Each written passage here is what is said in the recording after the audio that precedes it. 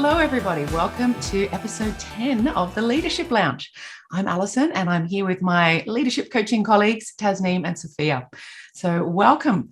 Today, we are going to be talking about trust and how to create a culture of trust within your team. So this is such an interesting topic and really important. So trust in a team, it allows people to communicate freely and feel safe, sort of develop this idea of psychological safety in their team so that they can be free to be who they are. They can be free to ask questions, to really connect with other people in their team and, make a meaningful difference in the organization. But, it's not easy as human beings.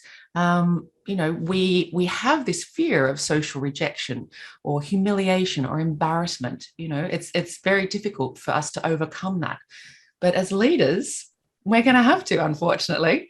So one of the top words that really comes to my mind when thinking about trust is the word vulnerability. And maybe, Brene Brown, she's kind of like the doyenne of vulnerability. So whenever you're talking about trust or vulnerability, she's your go-to gal. So, this idea of vulnerability, it kind of comes before trust. So you need to open yourself up to be able to trust other people and to show people that you're trustworthy. But at the same time, you have to trust people to be able to open up and be vulnerable. So it's kind of a chicken and an egg situation there. But as leaders, we're going to have to be vulnerable first.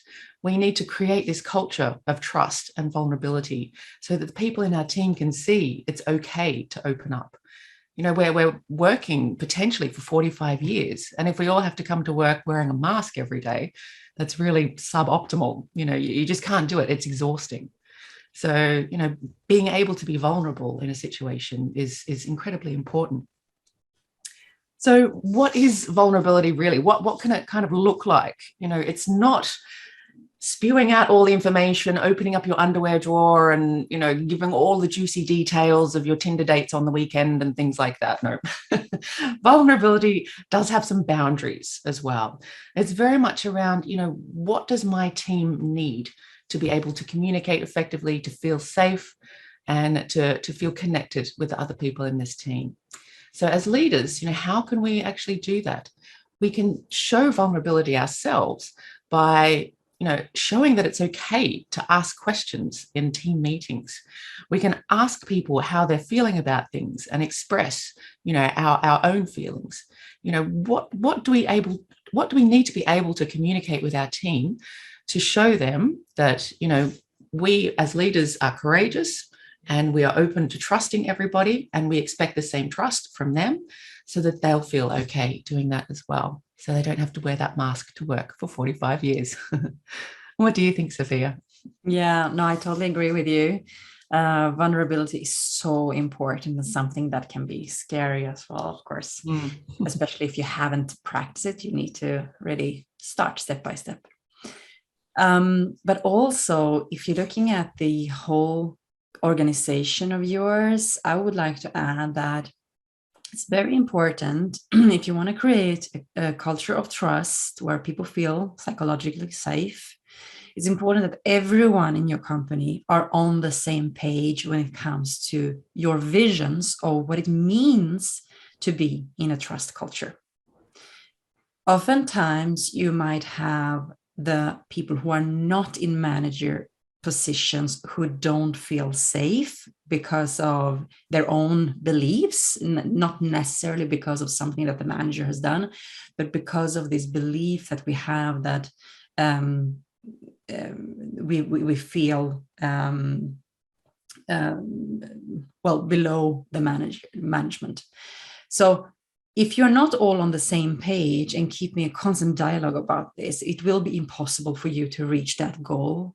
Having all the employees and managers will not work towards the same goal and the same target when it comes to this trust. So you need to establish your values, really. You might have already established the top 5 corporate values in your company, like many other companies have already done. But your real values are what you allow in your company. That's the real culture. So you need to be talking about it and say what you expect from people in order to, when it comes to vulnerability, but also what you allow and how high, excuse me, how much space you give for people to have an open dialogue, and how open the communication needs to be. So that's one thing. But then also you all need to clearly define the roles and responsibility within your organization. Everyone needs to know what they are responsible for and what the expectations are. So if you are in a large company, then this can be more black and white. You are, let's say, the compliance officer. Then you are that, and you stick to your department, basically. And people know exactly what they go to you and ask for. But if you are working in a smaller company where people need to chip in and be more flexible and help out in other departments as well, then make that very clear from the beginning. I've seen what it does to people who come into companies and they think that they will be responsible and build experience in a specific area, but they are constantly pulled into other areas because of this or that reason. And if this isn't clarified, you will see conflicts, misunderstandings, and loss of trust and safety between people who have different ideas of how far flexibility and helpfulness should go. So as I said, this might be easier in a bigger company, but if you're working in small companies, make that very clear. Also, if it should not be like that, make that clear as well. So that's why this is an example of where it's very, very important to have it clarified. What are my responsibilities and what are the expectations on me? Because when that is not clear, you will see misunderstandings and having people judge each other for not being flexible, but also people who start to feel like they need to be very strong on their boundaries because they feel that they're being pulled or dragged into things where they didn't think that they needed to be responsible. But of course, like always, communication is the key to any good collaboration, right? So what else can we say in this area of communication, Tasneem? So I think that for me in communication, probably the first and the most important step is starting with honesty. I think that when people are genuinely honest, you can see that, you can feel it. It's an energy thing, and it's how they communicate as well. And then the next step is transparency. It's such a basic concept, right? Be as transparent as you can with your team, communicate as often as possible. And I think it's people would have heard the same concepts over and over again. And yet it is so hard to put it in practice, whether it's a small team, a large team, a small organization, a big organization. And you still see the fundamentals of building trust missing, which is honest communication and being transparent. So I think that, and one of the ways that I believe we can actually become more honest and transparent in our communication is when you put hyper focus on it. You're the one as a leader who's holding yourself accountable and telling yourself, have I been honest in sharing as much as possible? Obviously, you can't communicate everything. You have to wait for the right time and the right circumstances. But have you communicated enough? And are you as transparent as possible? Or are you muddling things and trying to say things, but not trying to say things? And people pick up on that. So what your team learns is that they're not sure what you're saying, how you're saying it, and what impact will it have. And instead of communicating effectively and building trust, you've just left them with probably a lack of trust and uncertainty, which is worse. And I think that, Sophia, what you said about making space for trust, I think this is absolutely vital. I think that, and I believe who are not in the psychology space, let us define what creating space for trust is.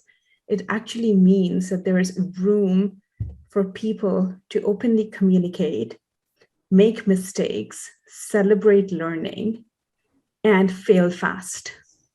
Mm-hmm. And when you create a culture, so it's very easy to say, be entrepreneurial, take initiative, take risks. But what does it actually look like? And what it looks like is if you allow them to make mistakes, and from that, when they learn something, you actually vocally celebrate it, what you're doing is you're building trust. And the trust leads to what Alison, you said, psychological safety. And when there's trust and when there's psychological safety, the productivity levels, the engagement in the organization, and taking initiative and feeling like you actually belong, it just accelerates so much.